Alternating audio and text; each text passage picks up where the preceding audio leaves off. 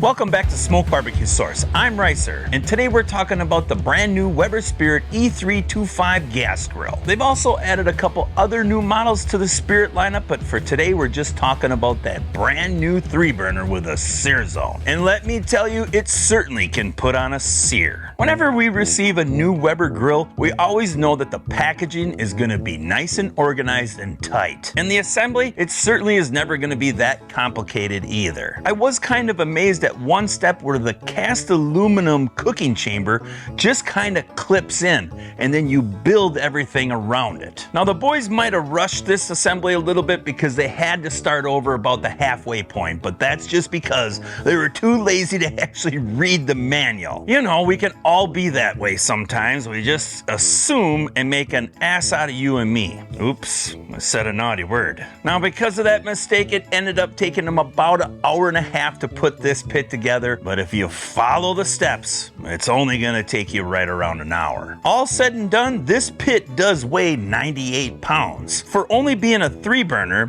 that's pretty solid weight for the size, but it certainly isn't heavy. The only thing that seems a little flimsy on this grill is the wagon wheels. I wish they actually made them out of a heavy-duty rubber. On a brand new gas grill, I always want to check and make sure that the burners light up quickly. And the Spirit 325 certainly didn't disappoint me. I was super impressed with the snap jet injection, how far that flame shoots out to ignite the burners. With the flavor bars off, it looks like you have a couple miniature flamethrowers in that grill. On every single gas grill, I do what I call a burn off. I light up all the burners and leave it set at high for at least 15 to 20 minutes. You want to burn off any of the manufacturing debris inside that chamber. You don't want any of that garbage touching your food. During that process, with all 3 burners set at max, it easily got up to 500 degrees. And then it was also a great time to go ahead and test out the sear zone and see how hot we could actually get this Spirit up to. And with those 2 jacked up, the Spirit 325 easily got up to 700 degrees. With those 2 burners, you get a 40% increase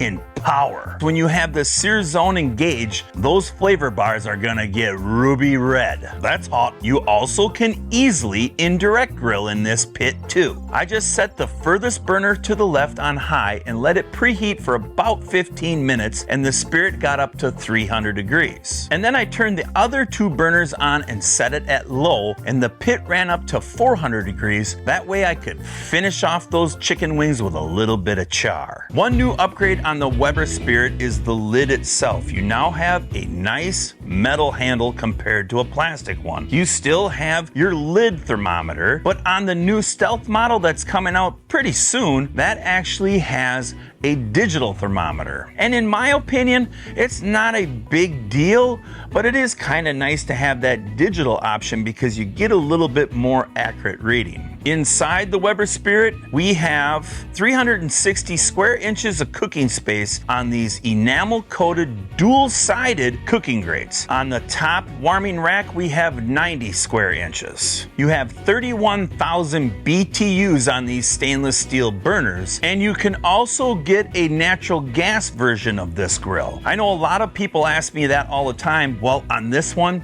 you can get it. The cast aluminum bottom cooking chamber will last forever as long as you do a little bit of preventive maintenance and care on it. You have 2 folding side shelves and you have 2 tool hooks on each shelf. Weber has come out with their own version of like the snap-on accessories. You can get things like a snap-on beverage holder, spice rack, and extra tool hooks. You have a nice little storage unit, which obviously is going to hold your tank, but on the left side you can hold some of your barbecue supplies and equipment. One really new cool feature that I love is the removable drip pan for easy cleanup. We have 2 peg legs and 2 mediocre-ish wagon wheels. But honestly, moving this grill around, it isn't very difficult. Now, because of that new sear zone, I certainly wanted to test out some steak cooks and see what type of grill marks I could achieve.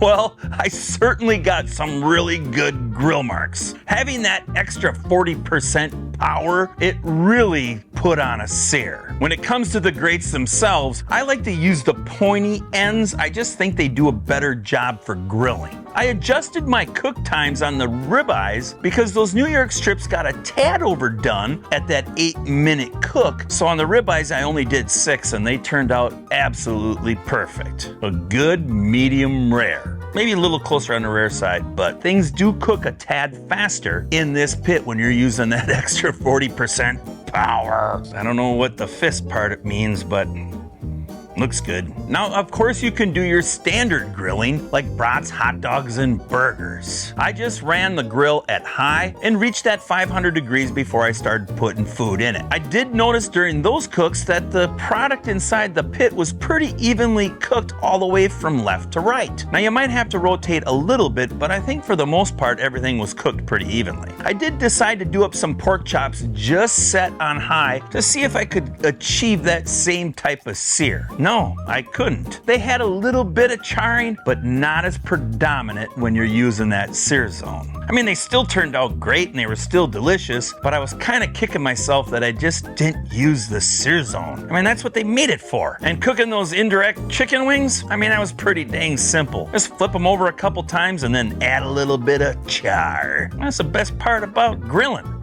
is the char. When it comes to the cleanup on the Spirit, well, because of that removable drip and grease pan, it's a breeze. Pull it on out, scrape it on down, and if you have to clean out your liner, do it. If not, just toss her right back in the grill and give her another couple cooks. Like I tell everybody, the more you clean it, the longer it's gonna last. And that doesn't mean just cleaning off the grates. You should take a scraper or wire brush and clean up some of the residue off the sidewalls. I mean, this is cast aluminum, but it's nice to be cooking in a clean grill instead of a greasy one because nobody likes a grease fire, especially me. Now, I'm sure a lot of you are wondering what's my overall opinion on the Spirit 325. It's very positive. I like the new upgrades to it, especially the sear zone. It makes it a lot of fun to be able to achieve some really good looking grill marks. I mean, impression is everything, right? You bring in your food and it looks like you boiled it. Well, nobody wants to eat that. But if you have some really nice grill marks or some really good searing, people are like, wow, I'm really impressed with you. You have skills. And you brag. Yes, I do. The other thing that's super awesome is the removable drip pan. There's nothing worse than having to try to scrape inside a pit and get all the chunks and blah, blah, blah, blah into this little grease catch. It's just a pain. Now, some of you might be wondering, is this grill right for me? Well, if you're a single person, yeah, of course it is. If you're married and you don't have any family, of course. Or even if you're married and have a couple kids, you can get enough food in this grill to feed your family. Now, for $100 more, you can get rotating and locking casters and a side burner on the 325, which gives you another cooking option on the same size pit. And again, really my only con or negative about the Spirit 325 is those cheaper plastic wagon wheels. I wish they were built a little beefier. Another grill that comes under that $500 mark is the Mesa 4-burner from Monument Grills. It has more cooking space, a sear zone, and a side burner, but the quality isn't quite as beefy, but you get a little bit more. We'll put a link to that video and more information on the Weber Spirit E325 in the description below. Now, I appreciate you watching and we'll see you in the next video. Bye-bye.